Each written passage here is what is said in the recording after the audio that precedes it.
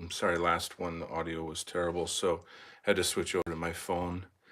Of course, I know that'll be much better. Had several people joining us, and I hope you guys can just jump back on.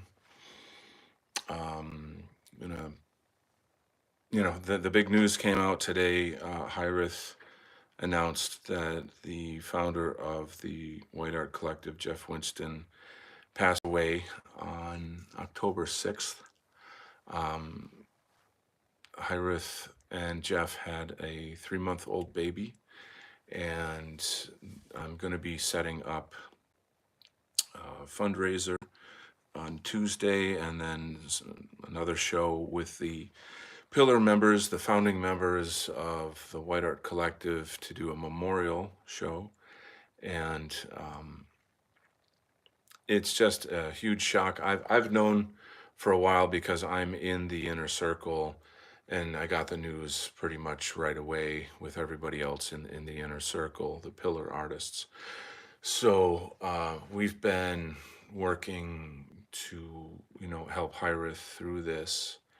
I recently posted a video on grieving, my thoughts on grieving, and that, of course, was I knew that this announcement would come out eventually. And so, Yankee, welcome. Thanks for joining us. It's definitely the time for our community to come together and, help each other out, love each other, and you know, recognize Jeff's accomplishments, recognize the accomplishments of the broader artistic community of the White Art Collective. Um, and then all of the influencers in the white identity movement who supported that, who over the years, Jeff had been on their shows, and, we sort of communicated or collaborated in different ways. It's time to recognize the importance of the arts in our community and how all of that fits together for our general health and well-being. Um, yeah, so I mean, it's a little, everybody's kind of in shock right now. My channel writes, it is a big crisper about the issue last time as Scott rewound to the beginning and he was hearing garbled audio. Yeah, I'm sorry for that. I'm probably going to delete that other video. I was trying to set up a camera and show some media. I just simply have to buy a new camera. And the one I have is garbage. Um, but this I know for sure is okay. So we're fine. And really, I was kind of hoping to show some other media other than just my comics or my book or whatever. But this is just kind of my daily uh, art stream, and I'm just gonna play some lo-fi music and kind of, talk to you guys, listen to your thoughts, share memories of Jeff Winston, and as I said, that we've got some big shows coming up. We'll have the pillar artists on my channel to do a memorial show. Well, that ought to be pretty amazing because, of course, it'll have a lot of media. He's a really, really, really big person in the white identity movement, and it's critical that we remember him well. It's critical that we carry the torch. It's critical that we, carry on the work that he started, and that we are the authors of the narrative of our own movement. So let's read here. Welcome, Roddy. Roddy Murray Films says, "Hi, everyone. Such a lovely soul. Jeff was a good father and a good partner, a true alpha male. He was a Chad. I knew him in real life, and he was more Chad than you would guess. My kid's 9, and I can't imagine raising a 3-month-old on my own. Truly heartbreaking today. I shed a lot of tears for Jeff and especially Hiraeth and the baby, and all the pillar artists are forming a kind of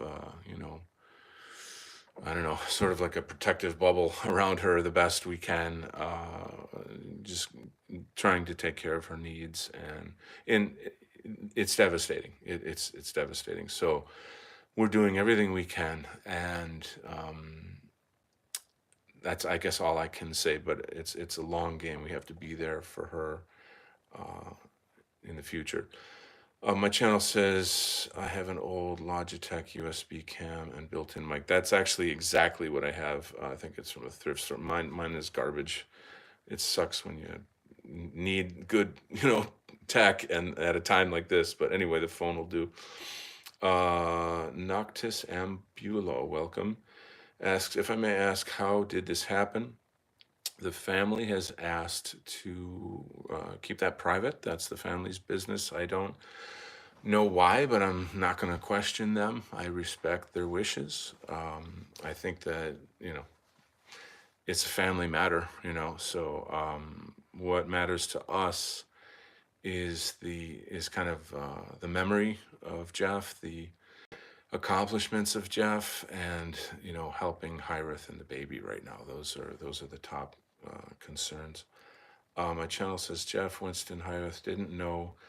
I just knew she had her first on Twitter last time, 2 weeks ago.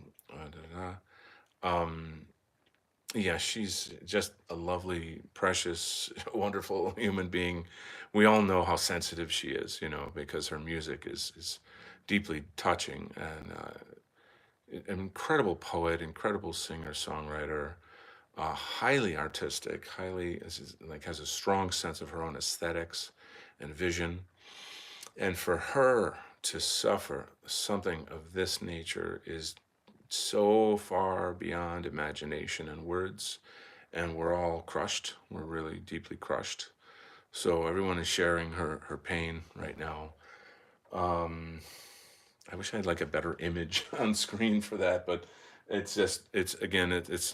am going to be doing some shows on that very soon. So I just kind of wanted to, do my daily art stream here, and welcome you guys. I'll get some tunes on here, and then I'm going to share some memories of Jeff. Like I said, I'll probably delete that other video just because the audio, whatever, just was garbage. Get some music. And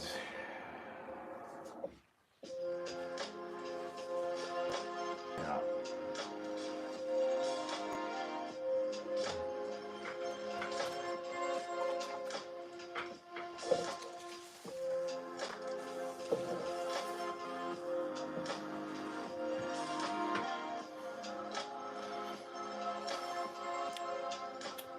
So,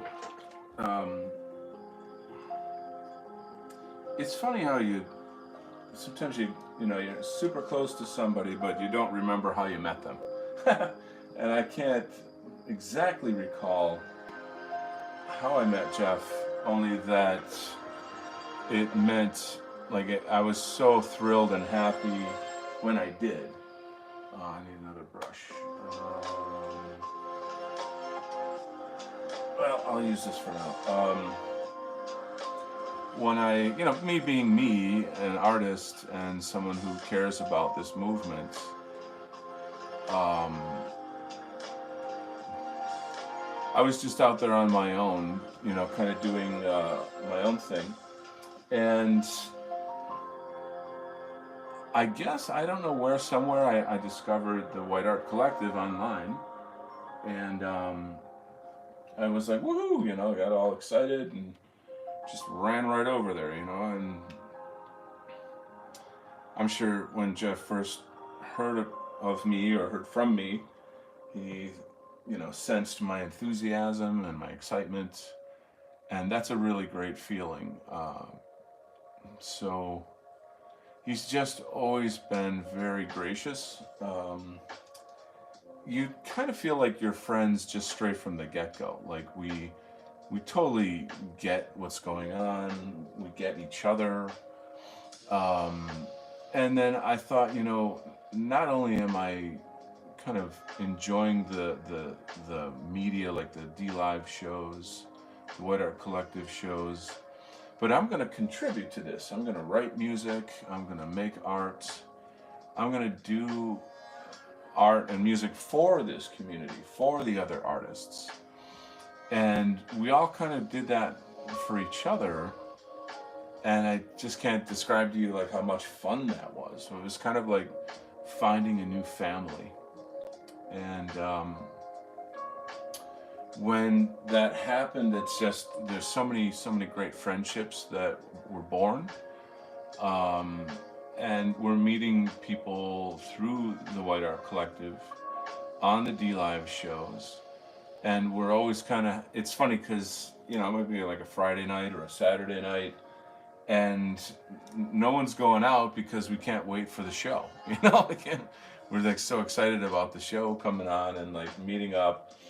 And even before the show, everyone would put their funny gifs on, and we'd kind of like, you know, like dancing bananas or goofy, silly gifts that you know you get in these shows.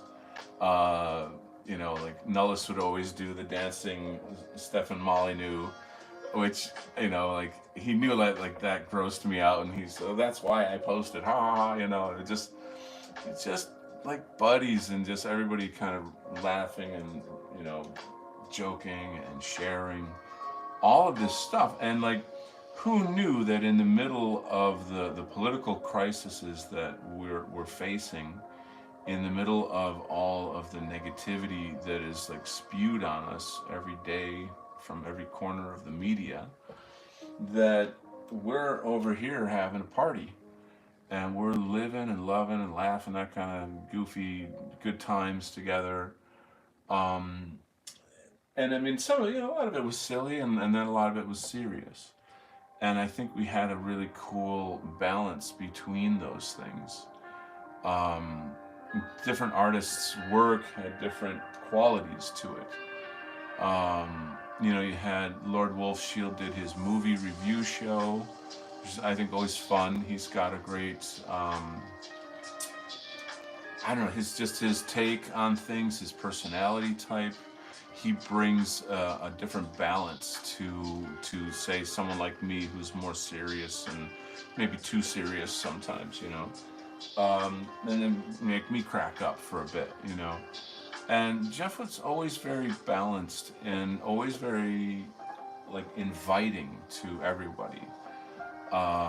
Took a great deal of time and care in presenting, like just like finding, communicating with, and presenting the music of all these different people and making them feel welcome. Artists are not artists, musicians.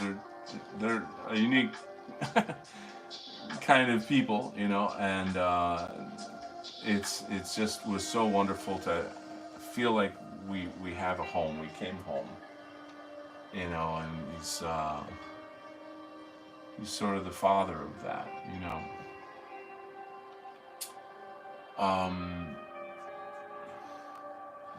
A lot of, you know, we do like Zoom calls to do planning for various events and things of that nature. Another thing is that the D Live shows, a lot of them were music, mostly the kind of music. I'm sure there were other things we did, but that's the first thing that comes to mind. And I was really always amazed at the huge range of music from our community.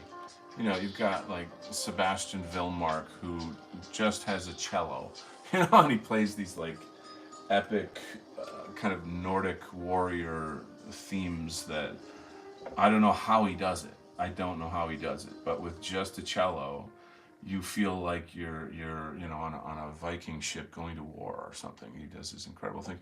You had sort of pop punk songwriters like Steak Fry, who also actually tragically passed away not terribly long ago, and is a very young guy. He was still in his 20s.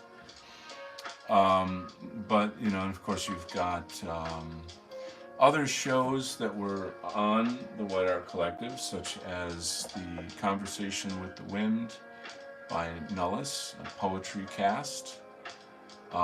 So Jeff provided the kind of direction and platform and overview of all of it. Um, Honestly, like if he didn't have the impetus, the courage, the vision to make the White Art Collective, where would a lot of us be? You know, that's a big, big question. Additionally, I think that there's a really important statement that needs to be made about the health of our culture, that the arts and music, etc., is the health of our culture. And like any culture, right? You know, we're not just people raging on Twitter or something, you know, that we are a new paradigm. We are a new, we're sort of the harbingers of a new era. We are laying the groundwork for a new world that is to come, that is yet to come, that is being formed through the crucible of all the troubles we're going through now. And the arts are expressing this and documenting it. And this is why I did the Imperium Art Show. So, and then another kind of interesting aspect of this is how, through the White Art Collective, we were all sort of able to network with each other, that there was some kind of visibility, and then people would find out about, you know, oh yeah, I saw your song or your music or this or that. I heard about you from here. So that's a whole other kind of unrecognized aspect of what Jeff did for us. And it's something that you can't really put a price tag on, or you can't measure because it's so huge. What I'm thinking a lot of is kind of where do we go from here? How do we take his accomplishments and build on them? You know, what is the legacy that we carry on that he started? And so I have made a choice to take that on in my own way. I mean, he's already inspired me to become who I am, so to speak. You know, that's a little reference to one of my songs. Through the Imperium Art Show, and it's just very interesting how you meet certain people in your life, and they inspire you to new heights, to new projects, and the like. And so, you know, I would certainly say that the projects that I've done on my channel, my art, etc., it you know, how do I say, like, I would want Jeff to like it. You know, you're gonna, you know, here's a guy I respect, right? So you, as an artist, you're gonna be thinking things like, you know, I wonder what Jeff would think of this, you know. And Jeff and I had maybe not all the same tastes. He had a much broader taste than I do, I guess. He likes a lot more kinds of music. Maybe more open-minded than I am in some ways. But he always completely vibed with what I was doing. And we were able to, you know, talk very, very easily about pretty much anything. There were many, many times where I would have private, you know, discussions with him about projects and what can be done to move the White Art Collective forward. So I was constantly trying to volunteer within my means. You know, I've got my own, I'm a single father, blah, blah, blah, you know. But it's a thing when you are, you know, you find something so meaningful that you're very passionate about, and then, you know, you find a kind of a platform through which you can project your passion, then it's phenomenal. It's such a great thing, right? So I'm grateful to Jeff for that. I feel like, you know, you have to say, I can't repay you. Well, I can repay you. And that's by continuing to carry the torch. That's by continuing to, you know, do the extra effort, whatever it takes to continue on with our arts and our culture. So this is what's going on. This is my thoughts. Um, I think everybody is kind of handling this in a different way. There's some, many of us, of course, most of us just heard it today, and so there's a shock and even maybe an anger. Anger is actually part of the grieving process. Um, it's a thing, and I'm not like a psychiatrist, psychologist, or something, but I'm aware of that. I'm gonna quick check the chat. I think I'll probably move on with a different page. This one's a little dark, but I'll set that aside to dry.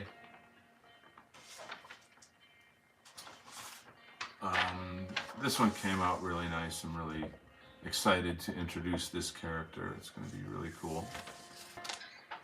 But let me quick check and see what you guys are talking about up here.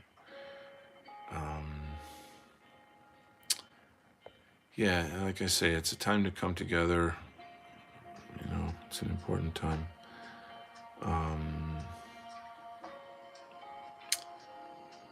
Vardabach, yeah, I missed those streams. I know, they were really, really great. Lots of fun. There's a lot of momentum too, like high energy. So, I can't do shows like, 4 times a week on my channel, but maybe, I don't know, we'll see how that goes. But it was just a really great time for the White Art Collective. I feel like since Biden stole the election, that there was something happened to all of us, and then we kind of everybody sort of went into their own projects after that. Good times. Okay, so Yankee Apple says, same here, missed those live shows. Hollandier, indeed, we do have a figurative home now because of his work and those who will carry on for him, and that's us. So my dear friend, Imminent Rain is here. Jeff was a hero to the dissident artists and our folk. I miss him and regret that I didn't get to spend more time with him.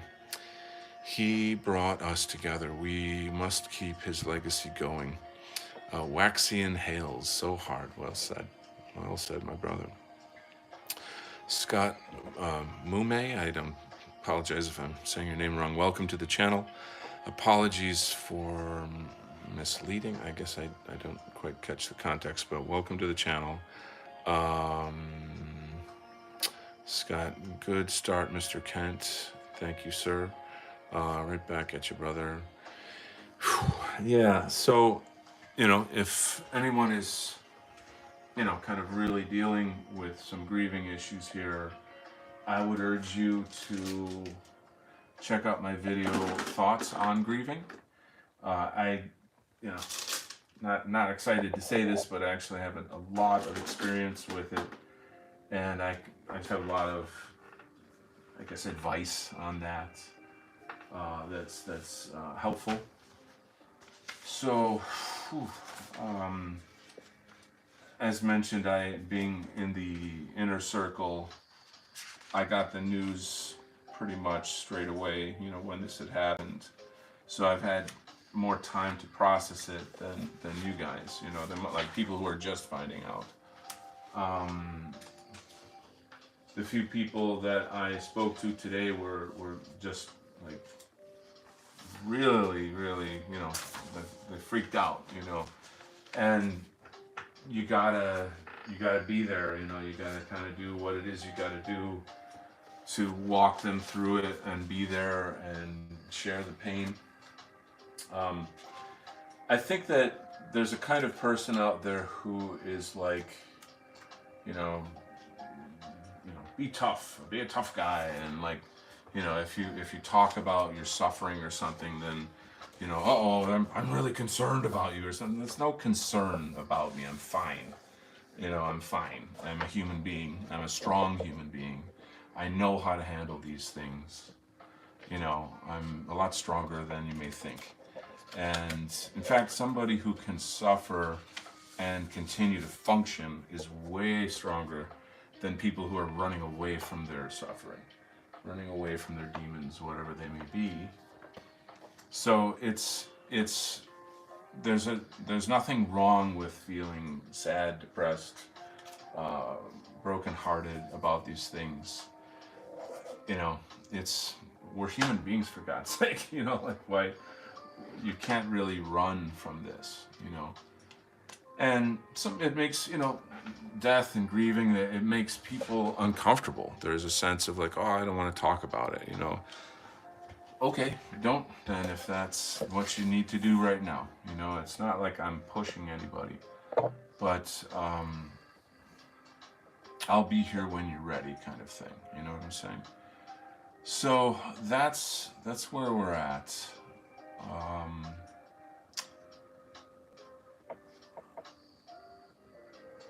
so I just remember the great energy of those wax shows, and Jeff had his like they just had I had a lot of fun with it, because there's a lot of serious crap going down in our world, right, in our sphere, and most of the content that we're used to is normally very serious,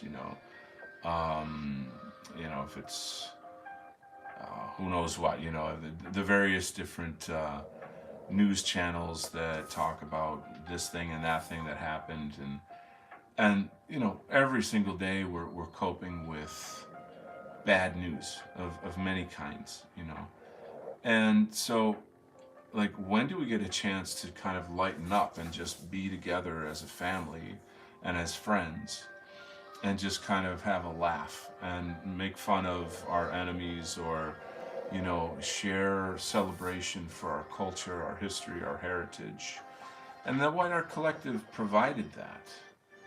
You know what I'm saying? Because they're really, in the end, all you have is your soul. And if your soul is bitter and broken, you're not living life right. You know what I'm saying? It's very, I think the whole essence of like spirituality and the spiritual war is to walk in the fire and not be burned. That's a tricky thought. That's a tricky thing to do. I'm not claiming to be, a master of that. I've had, I've been overwhelmed by the toxicity of things. I've had to back off, you know. Um, but the point is, you gotta have somewhere not to recover or regenerate. You gotta have that sense of people around you that care about you, that you can share this experience with. Jeff provided that. He provided the platform for that, is what I would say.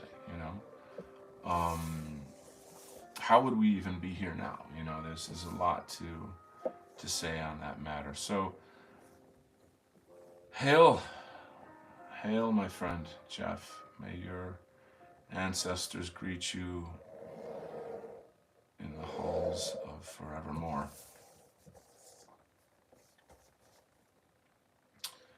May be at peace wherever you are.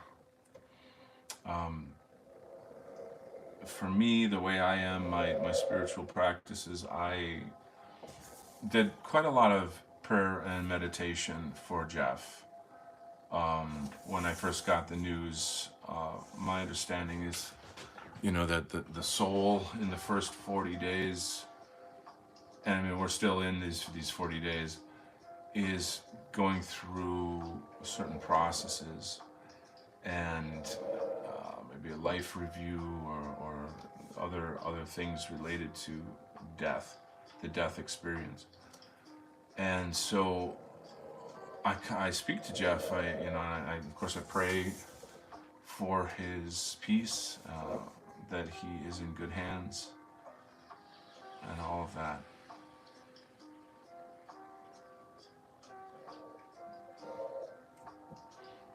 And one of the things that I brought up in in the grieving stream was the notion that our loved ones who have passed, I feel that they probably are watching us too, and that they, what must it be like to be on the other side, but to not be able to talk or touch or be heard by your loved ones, So there's something to say for reaching out in prayer, and offering your love to Him. I feel that, this is something I do with my mother and my father daily, daily. I say goodnight to them. I kind of chat with them in my heart and just feel the love. So it's a very, very healthy thing. If you can do that, then it'd be very helpful for you. So I'm going to look back. A lot of chat going on here, guys. Let's take a quick look. Trying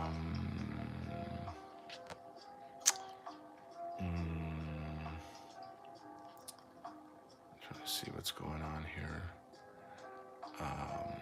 Ulfric is here. Welcome. Good afternoon, Don. Lots of love to you and all on this day amid this sad news. Hail to our friends. Yeah, indeed. So, I can remember the first time we did a Zoom call where people dox themselves in the call. It was a private call, but it was sort of like, hey, we all know each other. We're in this thing, da da da, and seeing Jeff and his big beard, and yeah, what the hell, And then, of course, for me, one of the greatest accomplishments and highlights was to perform at the first White Art Collective Music Festival. And so that's not a small thing. I had to rehearse with my drummer. Imminent Rain in the chat was the bass player for my set. He did an amazing job, stellar musician over there. And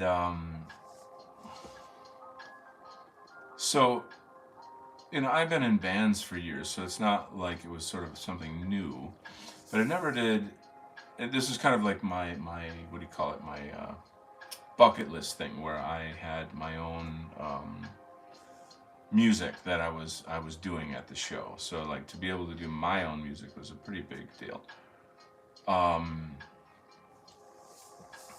And it was a very, very long drive. Because first of all, a month or 2 months of rehearsing and making sure, all that's down pat. That's a lot of time investment. And then this super long drive to the location, was exciting. This that kind of on the road thing, and you're, I'm going to the big show. It's the first annual White Art Collective Music Festival. That's like high energy. The excitement of knowing that I'm going to meet Jeff and Hiraeth and Imminent Rain and all the crazy characters in this awesome community. Lord Wolfshield and Mamas and the Pepes, and man, oh man, it's just because it's just how many friends do you have on the internet that you really wish that were just your local buds, and you could just be like, hey, I'll meet you at the pub on Friday night, or I'll see you at the park, or let's go to Joe's house, or Fred's house, or Mary's house, and we'll meet up for a little party or something. It's just, I've got better friends through this movement than I do IRL. Not to say that I don't have some good IRL friends, but I think you guys get what I'm saying. So the when we're finally getting to the location of the show, I was like losing my mind. Like trying to imagine a kid who was like, you know, on Christmas morning times a million, you know, like that kind of a feeling. And so, you know, I was like, forget about unpacking. I want to just like get out of the car and go meet Jeff and then like meet all these my other friends. Super excited. It's just a very, very epic personal moment for me. And of course, I could see Jeff because like I had recognized him from like the Zoom meetings and stuff. And so, you know, I went right over to him and I'm like, hey, you know, like, all right, and a big hug. Um, and just the smile on his face, you know, the energy, the love, the joy. It's just really, really great. Um, Super wonderful experience. And then, so like, you know, it was, we were like the last people to show up. And I think we still had to do like a sound check or just something, you know, of that nature before kind of heading back to the hotel and, you know, try to get a good night's sleep because we got a huge day the next day. And, but fabulous experience, great excitement. I mean, just super fun, you know. It's hard to sleep, right? Because you're like, tomorrow's a big day, you know, that kind of thing. And then, sure enough, you know, the next day we all roll in, beautiful weather. And everybody is just super supportive of each other. We're all so excited to hear each other play. And there's always, when you're a musician, you kind of can't avoid the pre-show jitters. I can't say I've ever had a show where I've really been totally at ease. It's just a thing. Like, I mean, I'm not as nervous as I was in say when I was like 14, you know, but you're still gonna kind of get the jitters a bit, you know. And then you know, so the big day happens, and then the guests are showing up, the audience is showing up, and I'm meeting some pretty big e-celebs in our movement that made it to the show, flew in, whatever, something, something. And so for me, I'm nerding out like, oh my God, this is so and so, and this is so and so. And I'm like, I'm actually meeting them in person. Wow, I'm like a huge fan of yours. I watch your shows and something, something. So pretty exciting. Let me check the chat a bit and see what's shaking. Charles Osborne is here. Welcome, Charles. Thanks for coming. Hi, my favorite animal is a unicorn. They're hard to find, buddy. Elfric says, absolutely, I would love to meet more of these folks. Yeah, isn't that's kind of the rub, isn't it? It's like, how is it that we could, you know, I don't know, it's tough. Maybe we need to start our own city or something. That'd be, well, anyway, I'll leave that alone. Scott says, very touching words, brother, and the context of Mr. Winston and White Art Collective is appreciated. Cool. Well, you know, I'm trying to do an art stream like every day. I won't, there'll be days when I can't, of course, you know. But that's my goal. And since this news came out today, the two are colliding, you know, like here's my art stream and this news came out. I have to address this. As I mentioned earlier in the show, I'm setting up a memorial show where there will be the pillar artists will come on and we'll review our memories and you know the things that we did together. So much. There's just much, so much to share and talk about. Everybody's got a funny story, or it's just going to be quite amazing when we finally do get that together. But I've already talked to all of them, and they're totally on board. So it's just a matter of trying to find a time, I think, right now.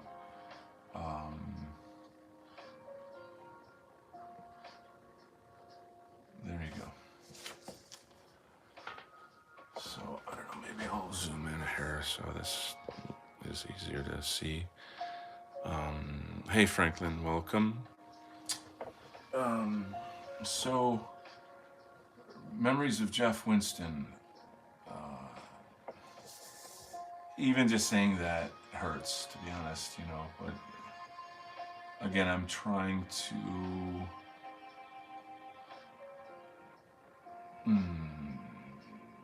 make lemonade out of these lemons, so to speak, I guess.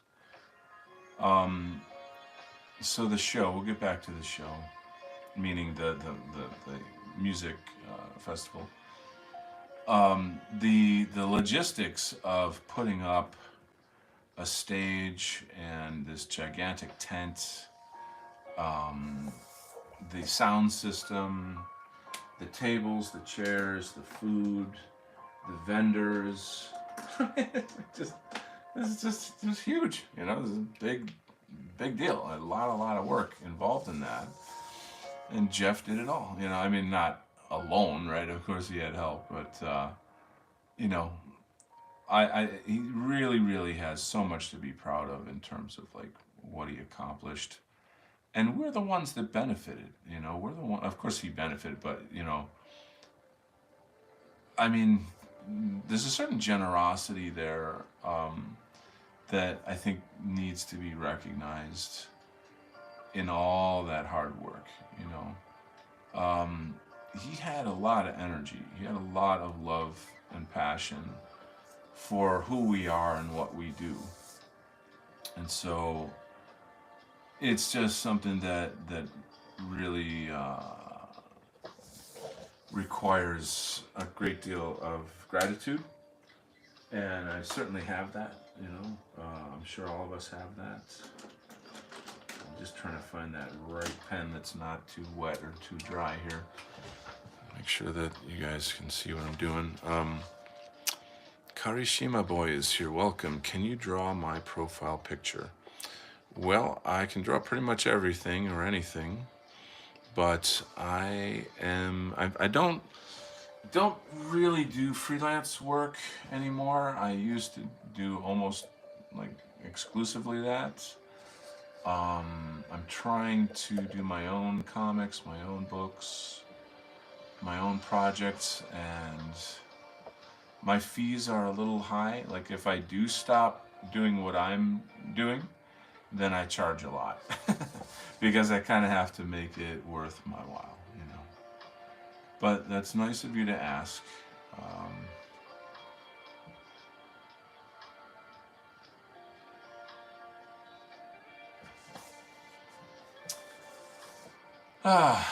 So okay, so the show begins at, you know, it was a little hot that day, you know. I mean, I think we were all kind of sweating a bit, but no, you wouldn't complain. It wasn't like, you know, Arizona 10,000 degrees or something like that.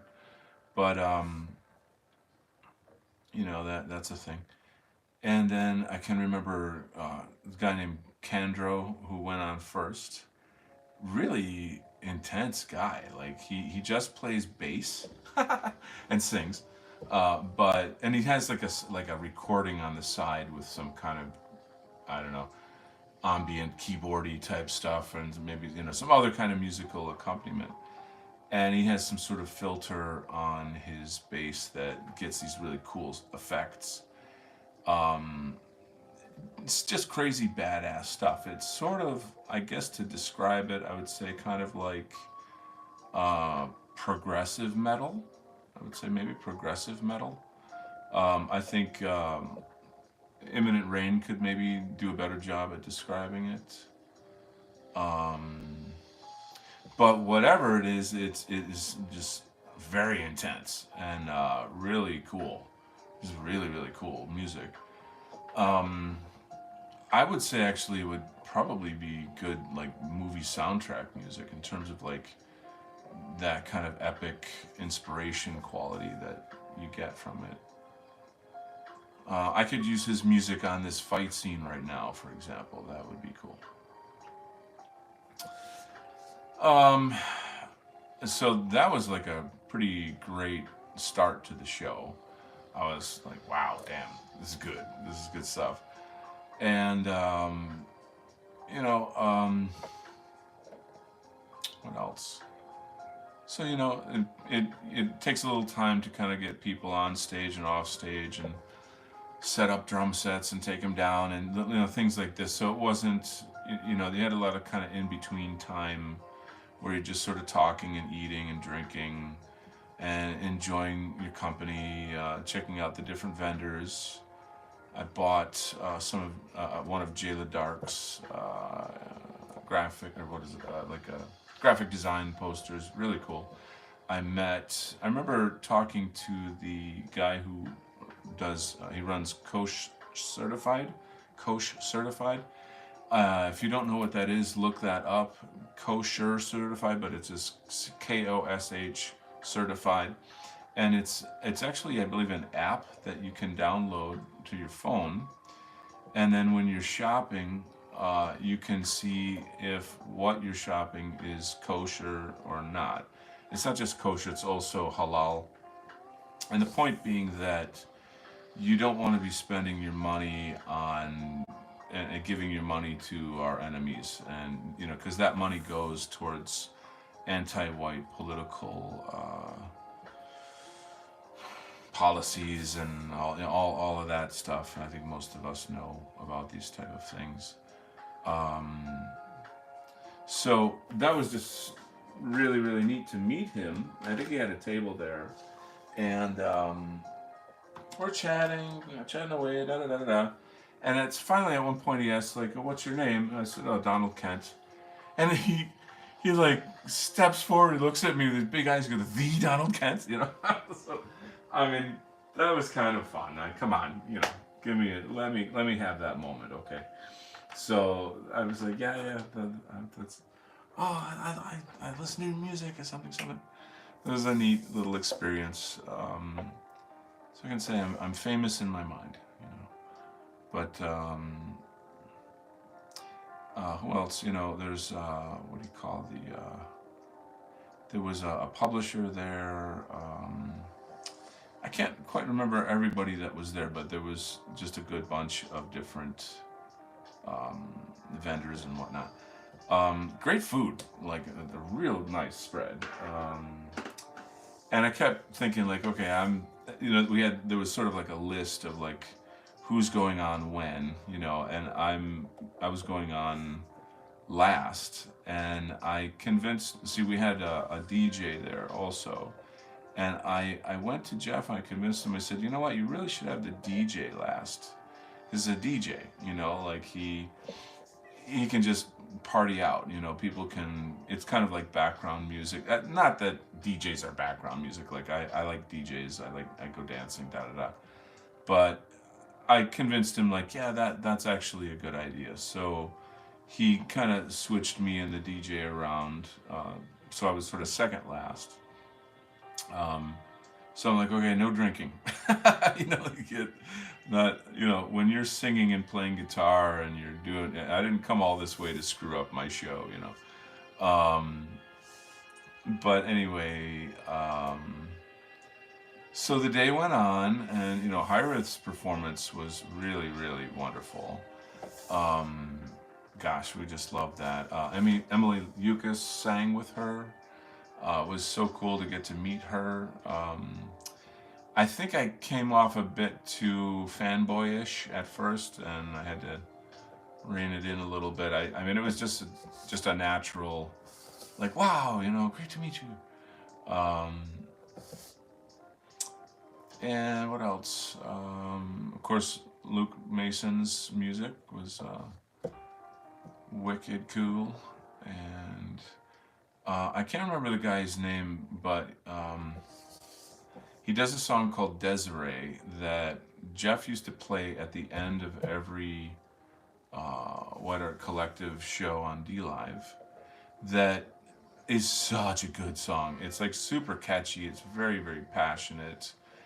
And I'll have to, we need to find that song. I need to find that song. I got to get that back on my playlist, so to speak, But I got to meet him too, which is really neat. And he's kind of, he's a southerner, and he's got that, kind of southern energy, great dude, really cool. Um, and then it started, it's getting dark, and then it's starting to get rainy.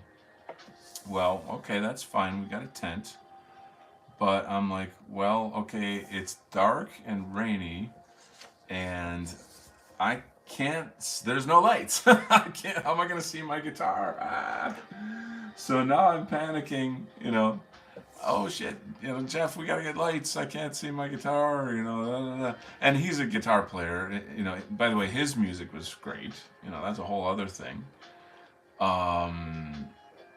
And so like we were able to get some like lamps from somebody's house nearby. And we hooked them up. So I mean, this stage looked kind of cool because you had these like kind of old lamps that you would see at, I don't know, like a thrift store. And it just, I wish to God somebody took a picture of that. I would die for a photo of that. And so, and it's getting cold too because of the rain. So I've got my jacket on, my hat, and the stage is kind of wobbly. It's not, when you play rock and roll, you kind of jump around a little bit. You want to be, you're doing rock and roll, you're having fun. And so it's cold. The stage is super wobbly, and I can kind of just barely make out my guitar fretboard where you put, where do I put my fingers for the chords and the notes. And this is it. This is my big moment. Luke has got the bass. I got my drummer. The people are all ready to hear the show, and 1, 2, 3, right into it, and start kicking ass. Actually, the first thing we did was we played a video for Someday Is Today, which I know, if you guys are fans of mine, you would know that song, and that's of course in my music playlist. So it was neat because there was a kind of a screen there, and I brought the video, on like a jump drive and plugged it in, and so like that kind of that was the very first song technically, and I think it was sort of warmed up the audience,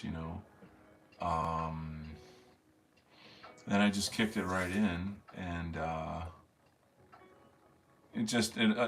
thank God it all went pretty well. So I think Luke can sort of attest to how it went. And then, when it was all over and I was done, it was like, okay, I can kind of chill now. I can sort of enjoy, the rest of the evening. I can have a couple drinks, hang out by the fire. And as I was sort of walking over to where the fire was, Jeff kind of took me aside for a second, and he just said, I always wanted to tell you, like, I really, really admire your music. Jeff is, you gotta recognize, Jeff was a great musician. Like, he was a phenomenal bass player. He played several instruments. He could write beautiful songs, had a wonderful voice. Like, there's nothing, there's a lot going on there. There's a lot going on there. And when people of that artistic caliber don't have the kind of the platform, it's a real shame. You know what I'm saying? It's like, people like him deserve attention. They deserve that. So prog metal, Imminent Rain says prog metal is a good description, almost reminiscent of Primus, but better. Not as silly as Primus. Primus is fun, but Selena Black, welcome. Thanks for joining us. I'm kind of doing my daily art stream and remembering Jeff Winston, the founder of the White Art Collective, and dear friend, father, and yeah, it's heavy stuff. I know that people are suffering right now, and I'm trying to kind of put a little medicine on it, and just kind of have some enjoyable conversation, enjoyable memories. Respect Jeff and the things that he did, his accomplishments, kind of bring the community together a bit. As mentioned before, I'm creating. I'm going to be having some shows very soon with the pillar artists, the founding members of the White Art Collective. I found out the news, the tragic news, shortly after it happened, and so I've had more time to process this. But I realize that today a lot of people are the bomb just dropped on their head, and they're kind of coping with this, and there's just a great deal of sadness.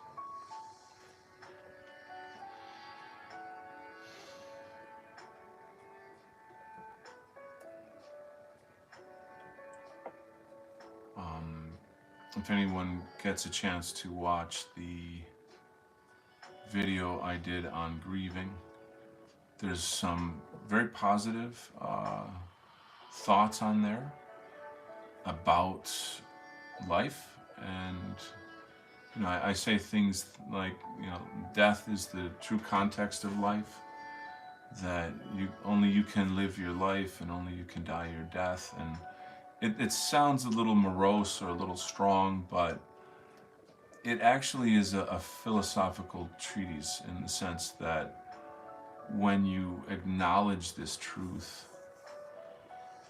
you have clarity. You have a certain clarity, and with that clarity, you are going to live your life. In a sense, you kind of think of your life as a movie or a novel or a comic book. And what is whatever your beginning is, even if it's a hard beginning, a tough beginning, you're still in control of the end of the story. What will you make of your journey, the myth of you, the legend of you? Jeff left a legacy. He took life by the reins, and he said, I'm going to do this. That is how you do it. That's an inspiration to us all. And, we can carry that on in our ways, whoever you are.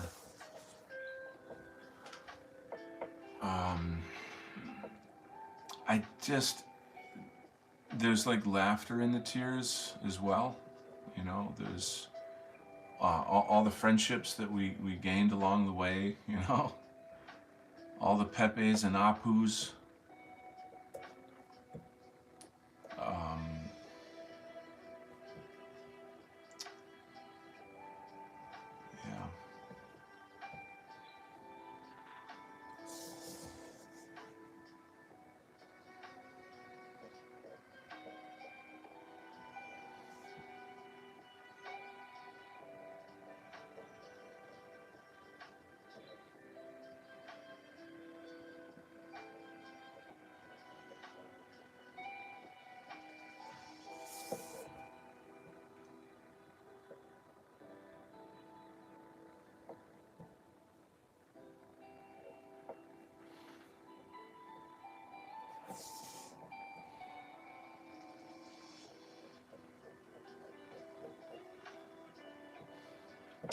So, Tuesday. Recently I had Paul, goes by the Patriarchs, that's his brand, and he runs the patriotic arts community in the UK. Had him on a couple days ago, and we discussed that we're going to do a weekly show now, and it's going to be him and I drawing side by side. I'm going to have to get a new camera for that because My stupid camera doesn't work very well. Um, and so we're going to use the first show as dedicated to Jeff, and use it to help do a kind of a crowdfunder for Hiraeth and the baby. Um, so that's coming Tuesday, and stay tuned for that. Um, a very big special guest appearing there on that show. Um,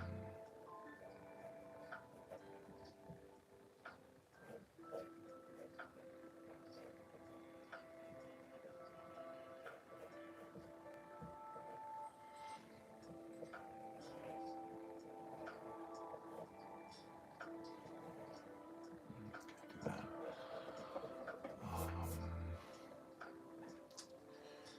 And then, like I mentioned, I'm going to have a more formal memorial show with the founding members of the White Art Collective. Let me check the chat real fast here. Aod, great to have you, man. I still have to have you on my channel. Look at your music. Aod is a good friend in France. Okay. Hollandier says the best honor we could pay him would be to come together and fan the fire of his vision. Yes.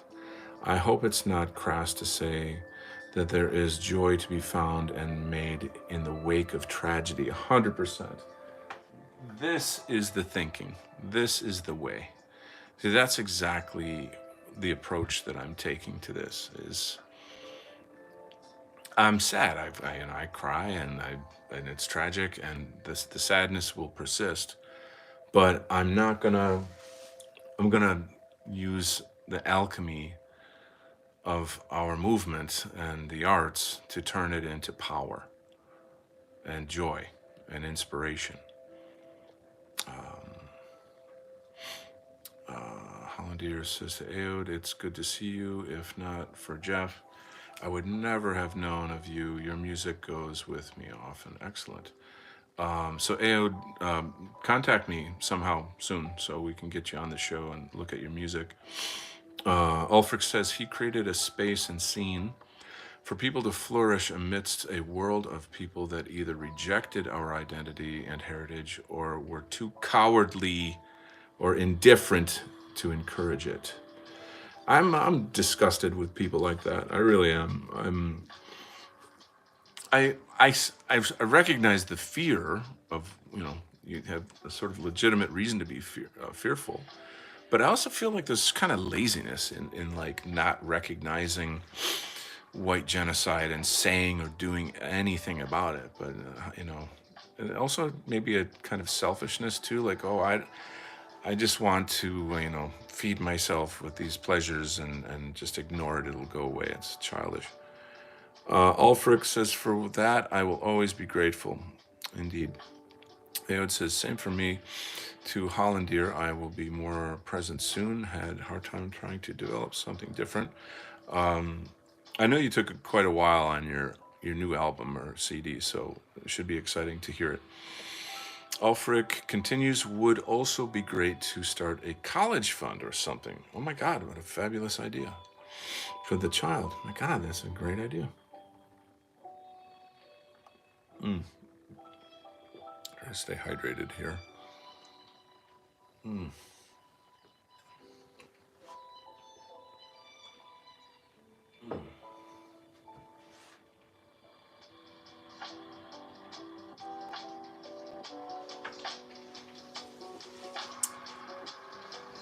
Art by Charles is here. Good to have you, Charles. Welcome to the community. I'm happy to say that this channel has really been picking up steam. And so again, that plays into the whole mission here of, like, representing our cause, our people, our struggle in various ways. So that's good.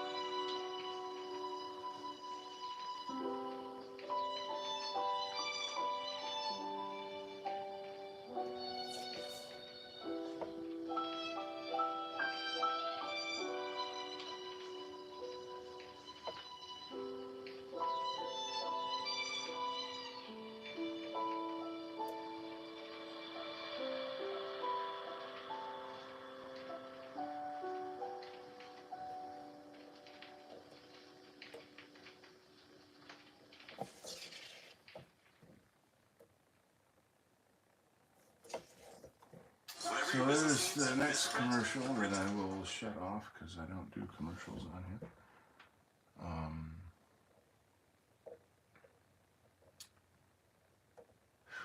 Yeah, I don't know. It's heavy, man.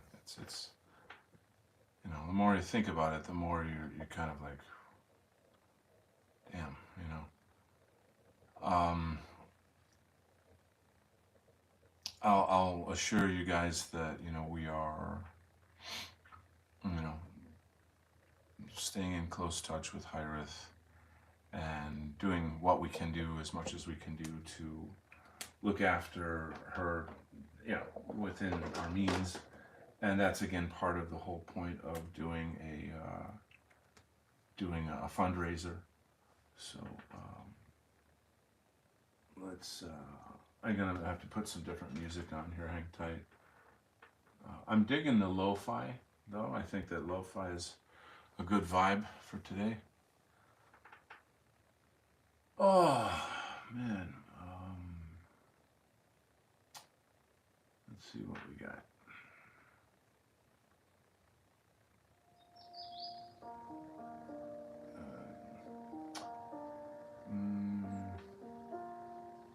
Yeah.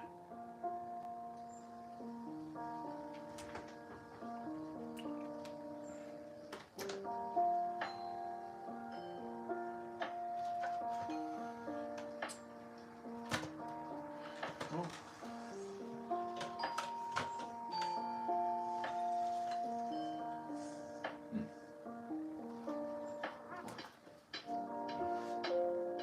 Looking for one of my special pens. There it is. Okay.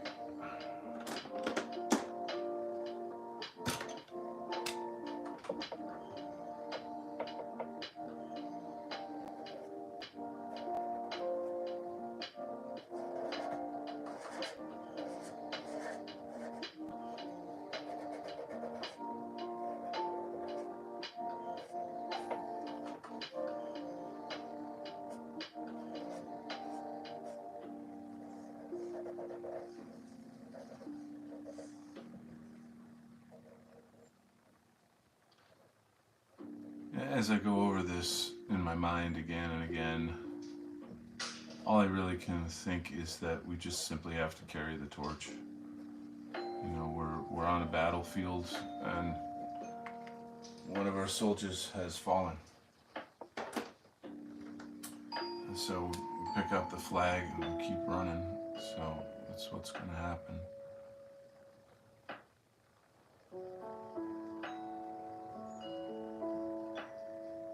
And I, for one, am definitely going to be a part of that. So.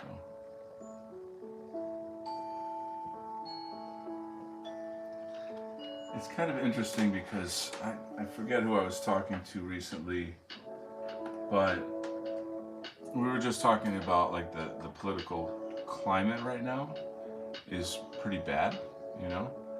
And, you know, there's different people with different, I don't know, abilities or interests or something, and how, you know,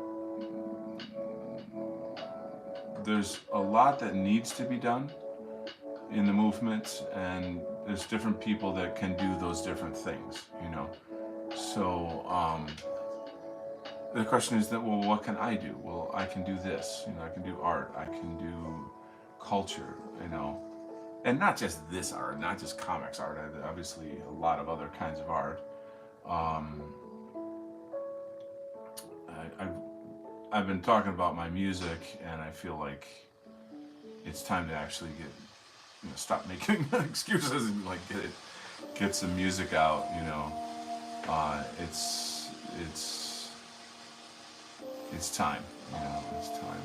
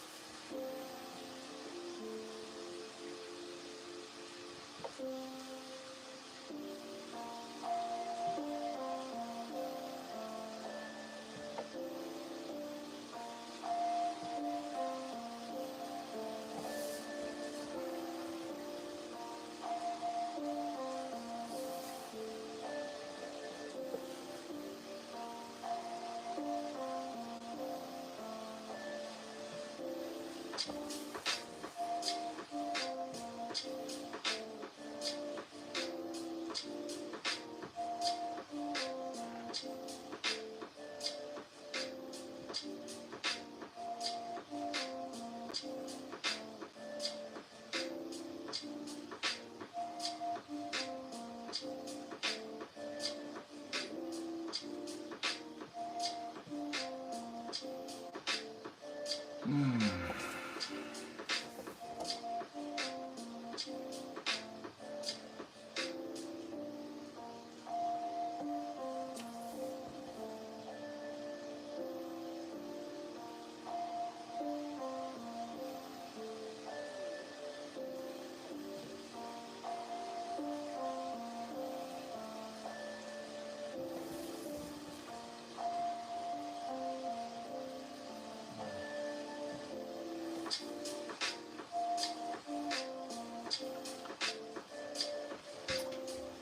let's see, we got a couple comments here.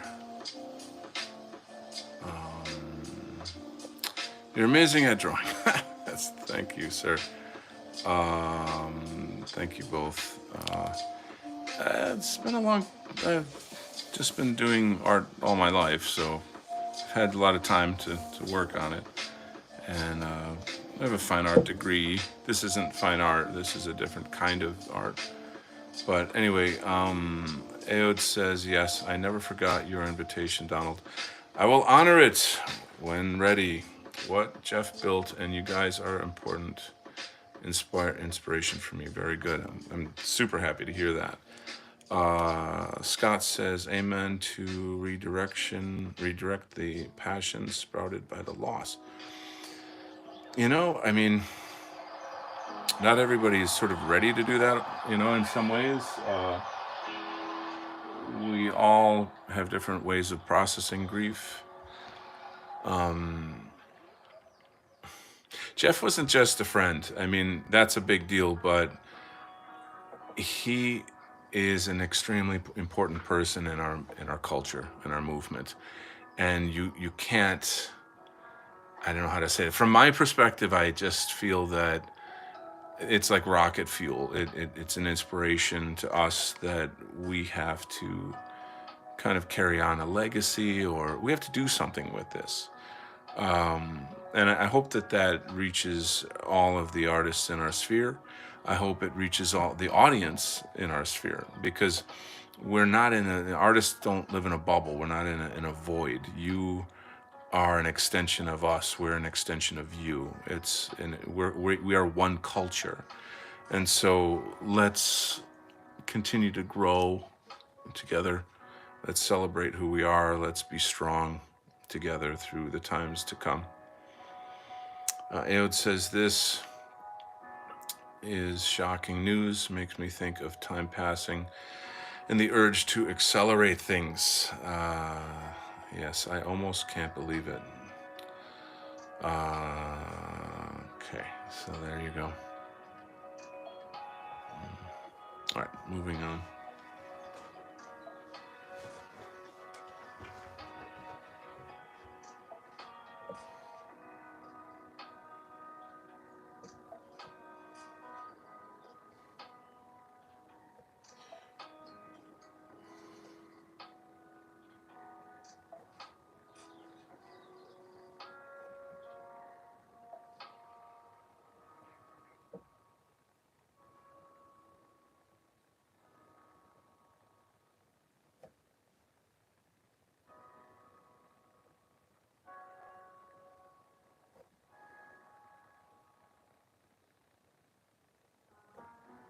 This pen's a little slightly too wet.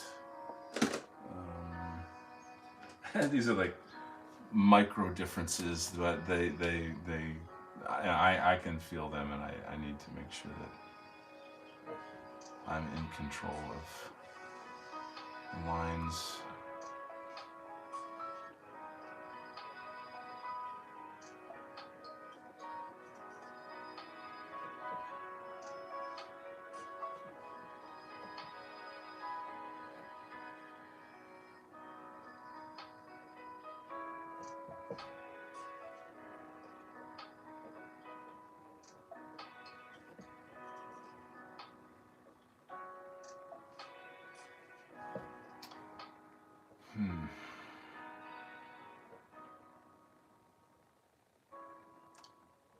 So, yeah, and the other thing is, think about like the people that I've met through Jeff, and the great friendships that we've developed. That's a whole other aspect or dimension of the world of Jeff, what Jeff did for us, as a culture.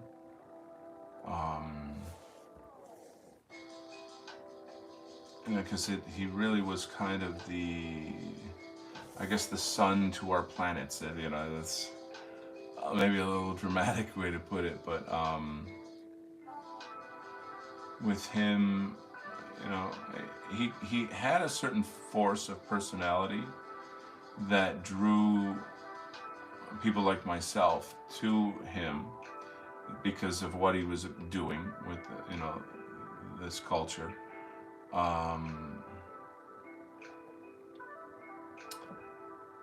And there's a pretty wide range of personalities in the White Art Collective. One thing that was, I think, so great is there's really a great sense of humor in a lot of us.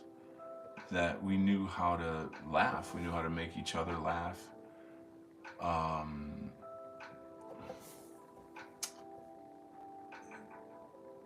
Yeah, like I said, there's just a certain kind of balance in everything, that that there's times to be serious and then there's times to be silly. And one of the cool things that Jeff did that I'll always love was that we did karaoke. That was really cool. And I'm just that guy that's like, maybe I take myself too seriously, but I'm kind of serious. I can joke around. You guys know me. I can joke around or whatever. But having a karaoke is like a way to just like lighten up, loosen up, have a good time, have a laugh together,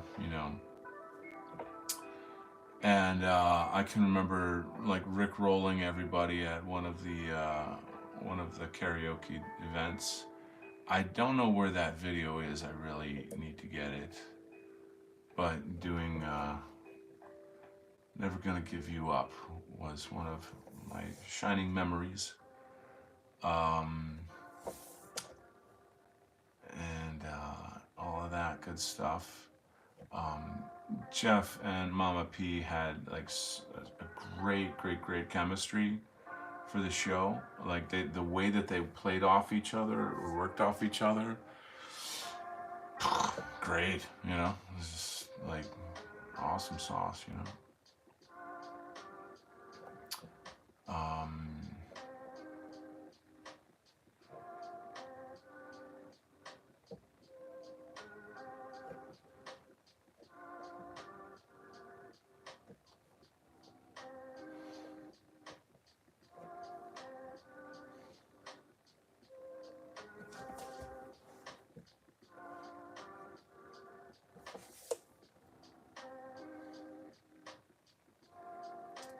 I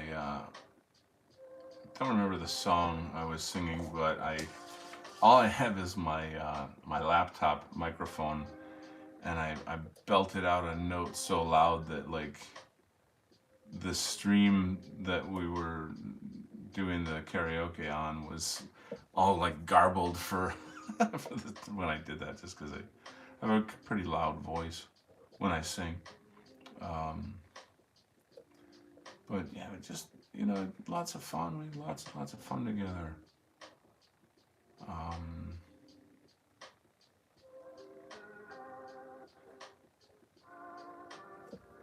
I know these are sad times. I know these are hard times, but I guess this comes back to my video on grieving and kind of my philosophy. So I don't believe that, like, to an extent we're crying, and this isn't meant in a negative way whatsoever, but we're sort of crying for ourselves because we miss the person. We lost the person. It's our loss. They're gone, and that's natural and normal. And it is. That's what it is. But I don't believe that the soul just like goes out like a light and it's gone forever. Not at all. And since the experiences that I've had with death in my family compelled me to study death, to understand it. Not to go down this road 1,000 times, but my dad, had a heart attack and died when I was 18. Well, he had heart disease. We knew that he was going to die. So I had, from age 14 to 18, I had all this time to kind of, you know, research. Not that I stopped at 18. I've been doing it for the rest of my life. But you know, it's just been a thing for me. It's just been a topic that I've always cared about and wanted to understand and learn about. And there's none of us that are going to escape the loss of loved ones. It's simply a thing that we all are going to have to face. So we need to know how to face it. Um, and you have to have some courage in doing that. Um, I think there's you know, in the beginning, it's just too much pain. You don't want to start talking philosophy and things, and like you just kind of have to share the pain and give your shoulder to cry on and let something, hold them near and all of that. But in a broader sense, I can talk a lot about the cosmology and all of these bigger topics. Um, Let me read the comments here. Sunny Days is here. Welcome, Sunny Days. Glad you've joined us. That is amazing. I am subbing for sure. Thank you. I'm super glad to have you. Thank you. There's a lot more. So check out my website and you'll see a ton more of my art. J Monster 42. Oh my God, your art skill is amazing. Well, golly gee, what a nice thing to say. Thank you kindly. Kent-art.weebly.com. You can go look at that. Somewhere around my YouTube, you can see, like on the homepage, whatever, you can see the link to my art site. Hollander says, oh man, the karaoke streams were fun. Ehud says, they really were. And I really feel like we need to do it again. Ehud says, I remember what Jeff said to you in the State of the Arts and Movement video you all did when he said it doesn't need to be overly political. It lives in you already. Ooh. Yeah, that's where I'm going with this, is like Jeff had all these sides to him that were wonderful. He had like his goofy, funny side. He had his super creative side. He had the wisdom of this, his political side. Just like an amazing, like well-formed person, human being. And so like I would urge you guys to check out Jeff Winston on Imperium Art. It's the Imperium Art playlist is on this channel. He's quite good in there. It's very revealing. Lots of powerful information. Lou 3A. Lou 3A is here. Welcome. Thanks for coming over. This is the best art ever. Thank you, and I will not argue that. But lovely to have you here. Hollandier says, Aod, that's a blessing, a blessed thing to remember, for sure. Aod says, watched it many times. The conversation was great. Yeah, before I started this show, I started, I feel like I need to grab a sweater. But I was just kind of going through a lot of his old shows, and man, oh man, this is so much material. Let me grab my sweater hand.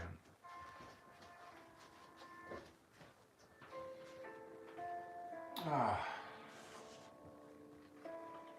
nice and comfy. Oh, some comfy music, comfy friends, cozy time. So I really appreciate you guys spending some time with me. I'll be honest with you, I was on vacation last week. That's how I was able to do so many shows. Where's my pen? See, you put things down and then no, here it is. And I just want to keep the momentum going. I am back to work this week, so I'll be doing this more in the evenings. But let us carry on.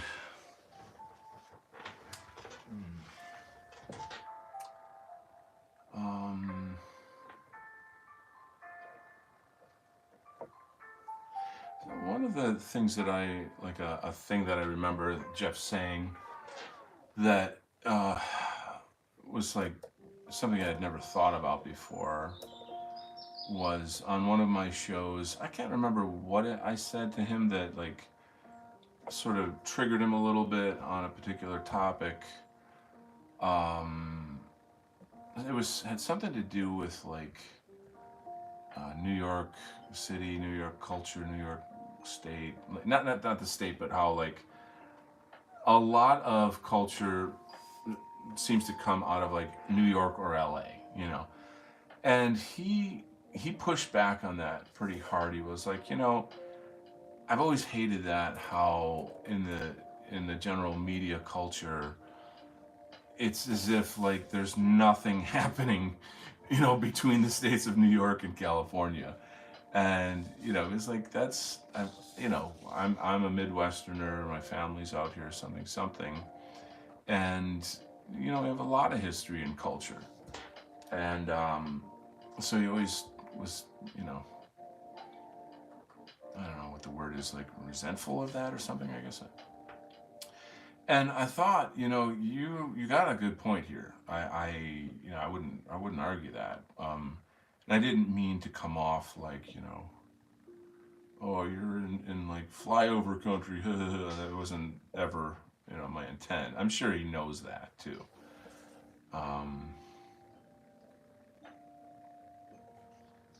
But it was a good point to make. What I'm really hoping is that somebody can put his music, like all of his music and art, in one place. Because I was, you know, looking at the White Art Collective site and trying to find, you know, like, where's his video on that one song that he does or whatever. And it's mostly just other people's stuff, you know, not so much like his stuff. And I found it difficult to find the songs that I wanted to hear that he wrote and performed. And so I don't know who can do that or how that could be done. But I hope somehow that can be done. Of course, naturally, we do think about like the legacy of the show and all of that. Us pillar members are going to have to kind of go through a lot of links and materials to find this information.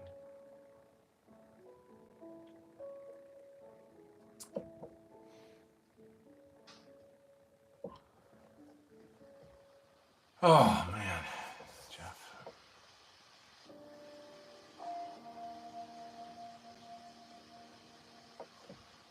But to kind of return to that one topic I was trying to get into. This is again just it's my personal philosophy, so it's not like it's nothing Jeff told me or something. But in my time, I've kind of come to think that life is like it's theater. It's a kind of a play, and yeah, we're in the play. But we don't always recognize that it's we don't see it quite like that. And that's not to mm, say that our pain or our joys or whatever are just like fake or something. I'm not trying to say that. Um,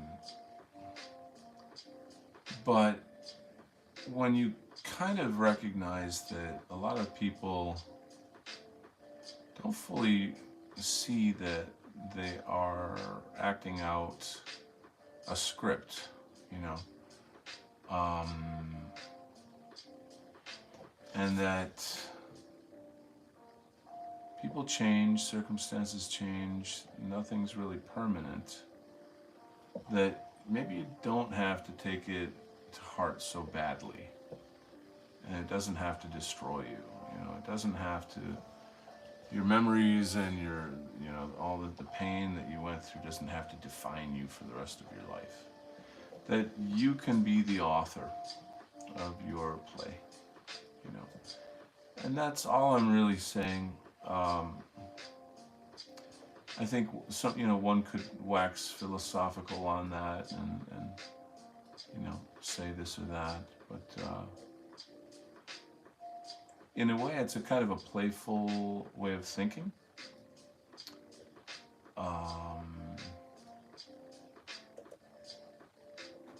But I don't think it's entirely untrue.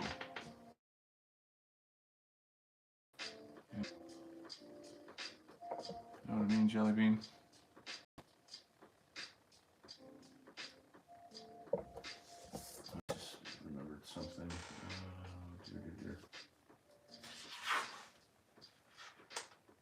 Okay. Crap. Okay, I gotta go find some page here and get something fixed up. Hold on.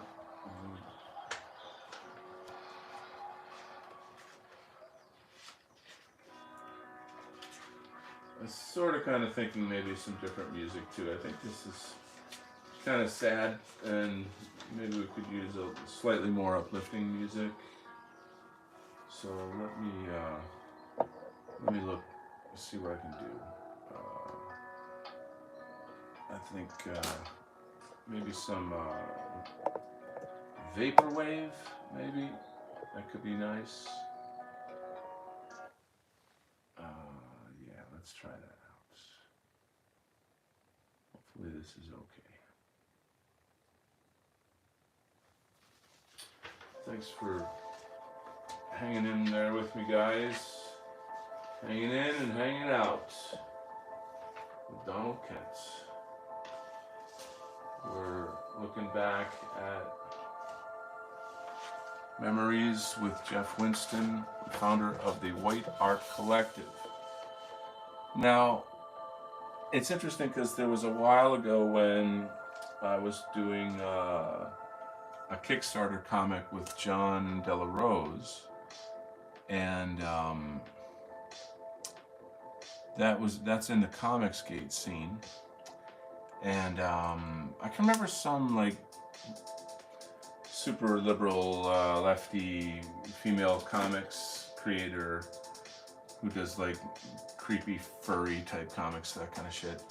She saw what I was doing and like commented something like, she was just super sad, that like I'm out there making nationalist comics. Like it really upset her, like oh, it just was like a big sense of defeat. Like as if like only creepy leftoids have total control over the domain of the arts, specifically comics. You know, yeah, okay, right. And actually, because like she shared one of my illustrations, and of course commented on it about like how sad it made her that I was making this nationalist comic.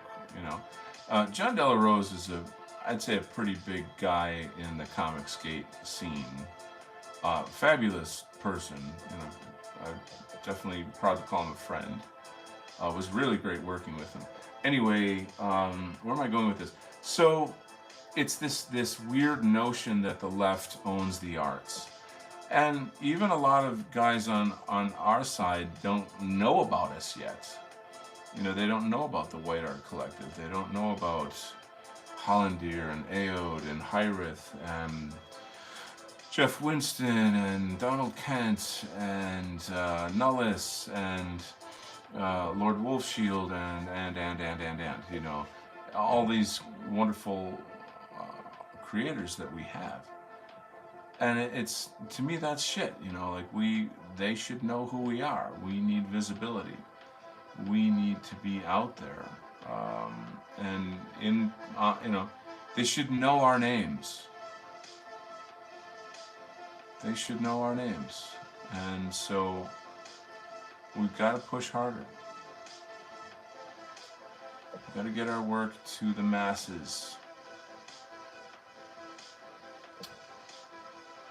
Get off our asses. All right, I'm going to start rapping.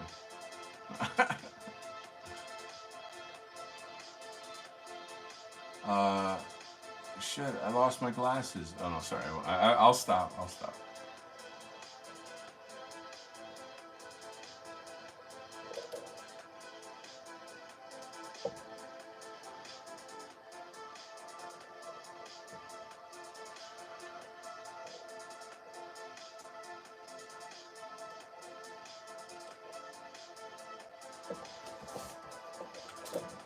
Quick check the chat here, see what's going on. Big Hair Tsunami. Man, I haven't seen you in a long time, dude. Great to have you back. I of course have seen you on the D Live shows, in the chats and etc. It's super cool to have you here, man. Big Hair Tsunami was a great supporter of White Art Collective. I just, to my recollection, you donated a lot of money to White Art Collective, as I recall. Like on D Live, they have these like donation things where you give lemons and stuff. It's just one of those, whatever things they do on the internet. But this guy right here is a big supporter of the arts. I'm going back to read. Aod says, watched it many times. Yeah, we talked about Big Hair. His music and films are on his link. Thank you. Yes, hard to find. We'll check in again, working right now. Okay, brother. Ulfric says, checking out for now, Don. Love to you and everyone else today. I'll see y'all tomorrow. All right, my bud. This guy's a super close friend of mine here. Sideburns, welcome back. Wonderful inking, sir. Thank you kindly. Hollandier, you lost your glasses. You spitting rhymes like a sugar factory drops molasses. Yo! My nig. Sorry. I thought I was someone else for a minute. I will tell you guys something very interesting and slightly embarrassing. And I could lose my membership card to the White Identity Sphere. But there was a time when I was younger where I did actually do some rapping in a band. And it wasn't like the kind of shitty hip-hop garbagey stuff. It was, at the time I was into like the Beastie Boys and stuff, So I'm a little embarrassed to point that out to you guys in our movement. I hope you don't hate me. I like absolutely despise hip hop now. I mean, it's literally, I hate it as much as like TV commercials and stuff. Anyway, we don't want to turn the show into a discussion on that, but I know that I mean, I'll just stop there. I generally feel like we should be doing art forms that are our art forms. You know what I'm saying? Um, and I'll just kind of leave it at that. Mm.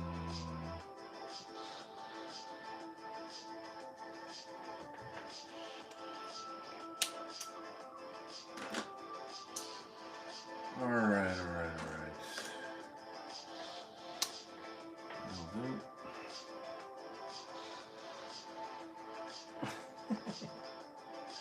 There it is.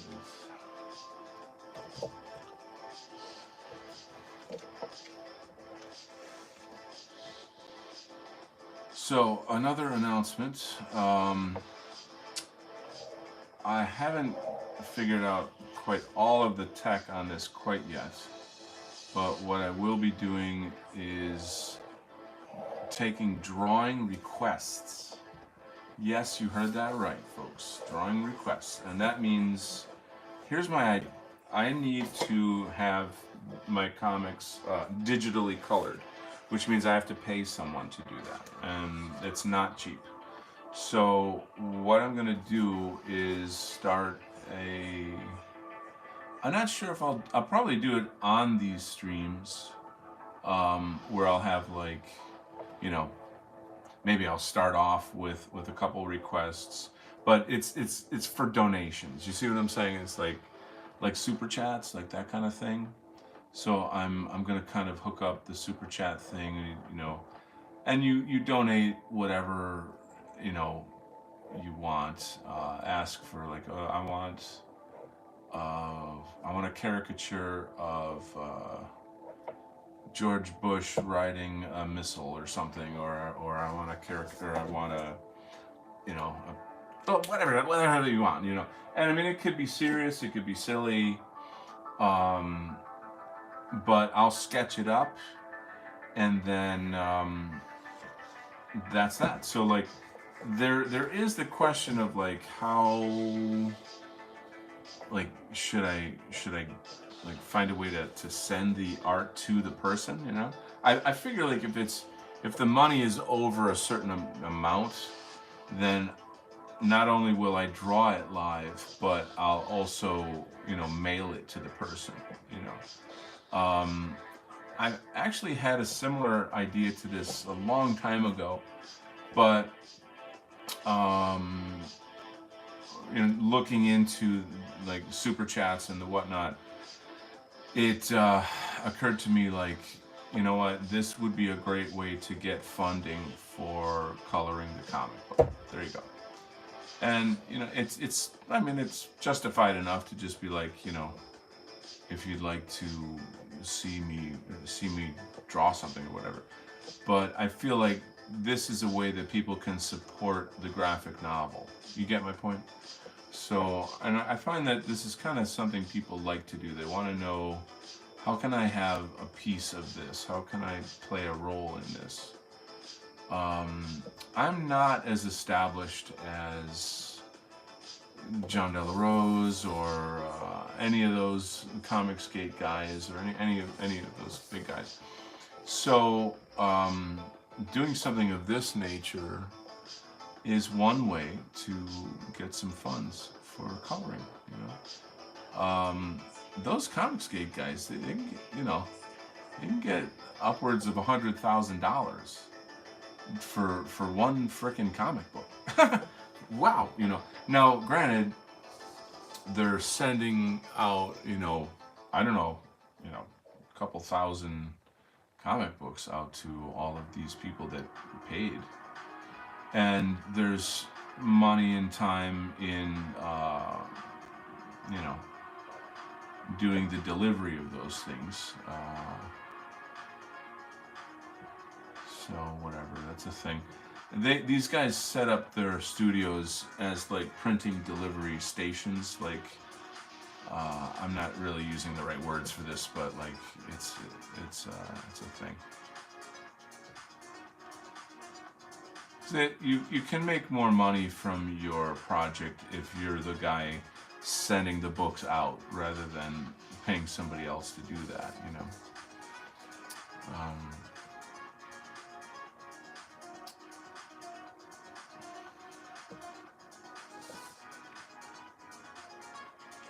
so I got a couple irons in the fire, a couple plans, and a lot of it depends on doing these streams regularly and building up my community. Um, da da da da da.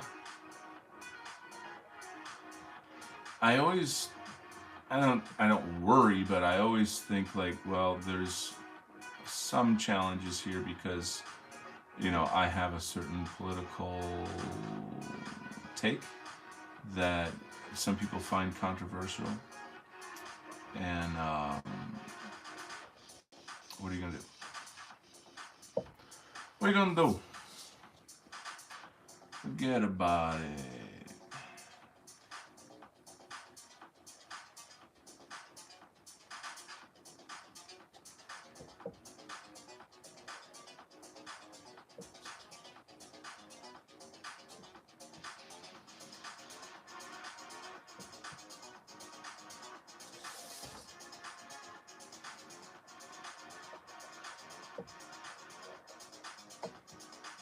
So back to kind of the stuff that I was talking about. When my mom passed away, one of the things that I came to think about it was that it's like she's in a different country right now. And when I'm done here, I'm gonna go join her. And I'll see her on the other shore. And what a beautiful day that'll be, you know? So, yeah, it is sad. It's very sad that she's not here. I miss her terribly. And I still cry, you know? But there's so much love there that it kind of just, you know, cheers me up a little bit and makes me think, it's going to be okay. I'm going to see her again. You got a lot of work to do on this planet for while you're here. So try to focus on your work. Do your work joyfully. Work hard. And she'll be watching. Make her proud. To some extent, we could maybe say, let's make Jeff proud with the work that we do. I would love to hear him laugh. I'd love to hear his laugh. And that was one of the cool things about the culture that we shared and the times that we shared, like laughing over like a cool lyric or a cool song and just jiving on it, like, man, that was so cool. Wow, that was so fun. That was such a great experience that we shared, listening to that guy's new song or whatever.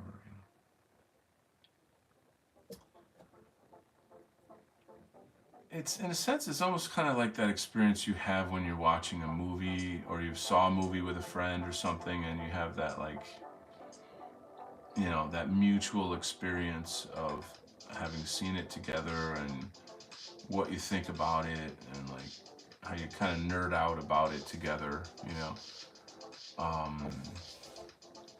I guess I'd certainly say that there's a lot of that.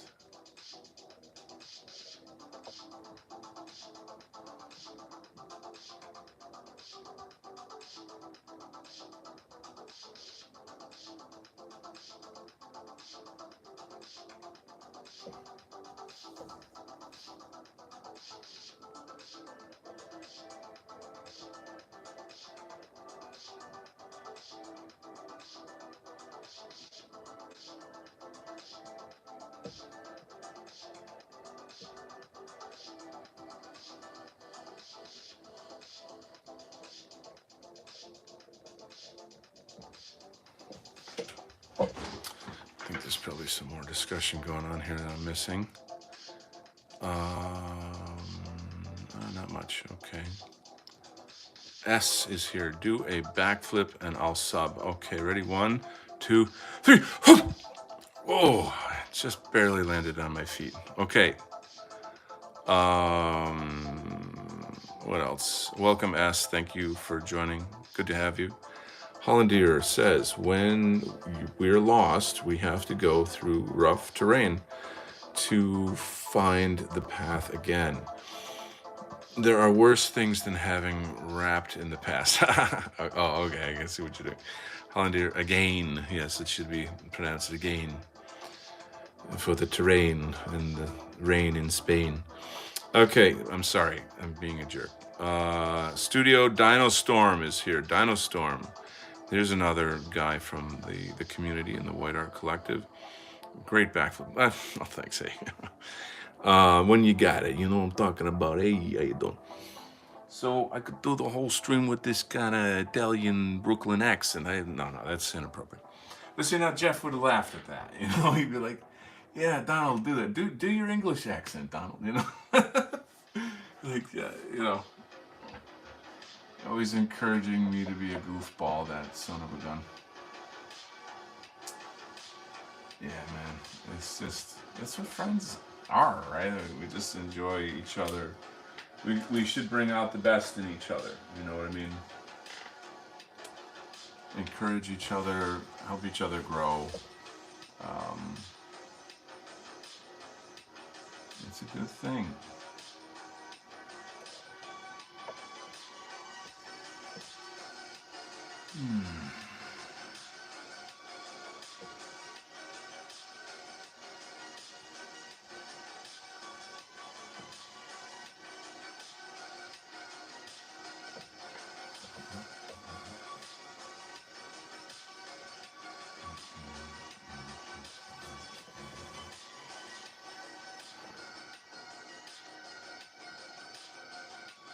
This song sounds really familiar.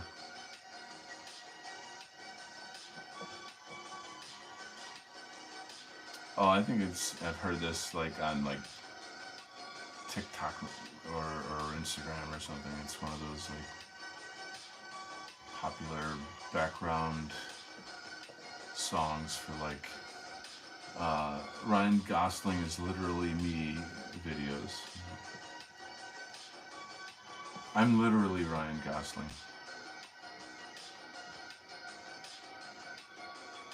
And Batman.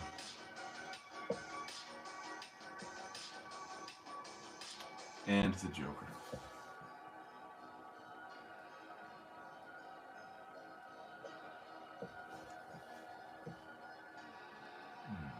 And Patrick Bates.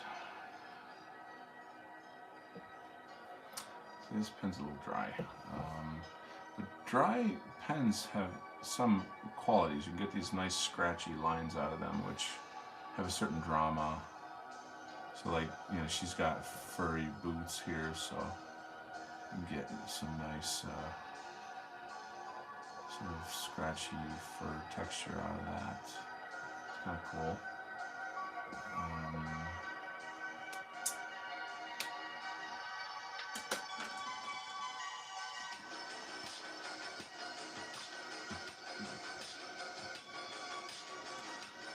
Yes, I like this. It's weird how like music like this has like, I gotta move this a little bit.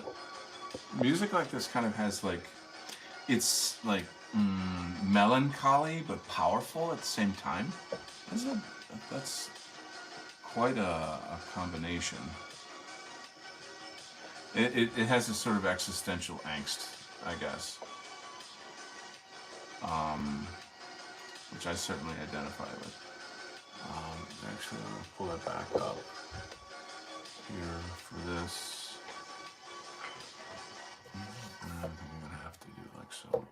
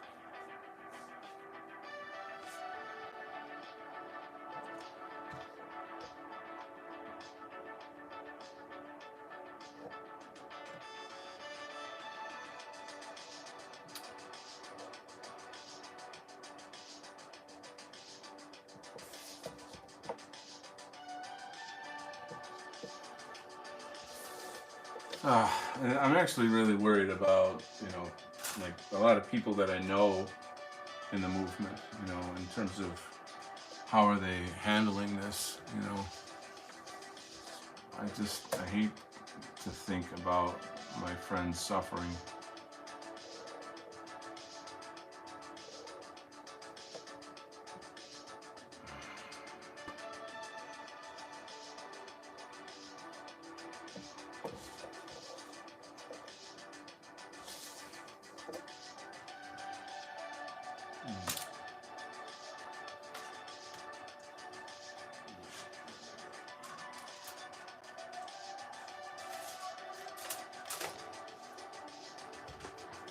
I feel compelled to check the chat. Seems like there's more going on up here.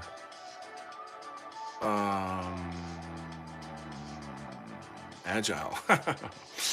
Sir, I regret to inform you that you cannot be Ryan Gosling, for he is, in fact, literally me. Oh, is that how it is, huh? Thus, not you. Okay. I can't believe it right now. Yeah, it would, yeah, I know. Uh, so, like I said, I'm gonna have some. This is just my live stream that I do, and like I'm just talking about this, but I will have a more, I don't know if formal's the word, but like a show that is specifically a memorial show. And, I don't know. It's, thinking about it, I'm like, how are you going to do that without, like, falling apart, Like, it's going to be tough. I mean, I guess, again, I'm trying to create an experience, or yeah, where the friends of Jeff can share this together in a kind of a positive way. Like, it's like if you go to a wake, you know what I mean? Wakes are not, they're, nobody wants to go to a wake. It's not pleasant to go to a wake, but it's a time when you get to be with those friends and family, and you're gonna share things, and you got to go through it together. I don't know what else to say.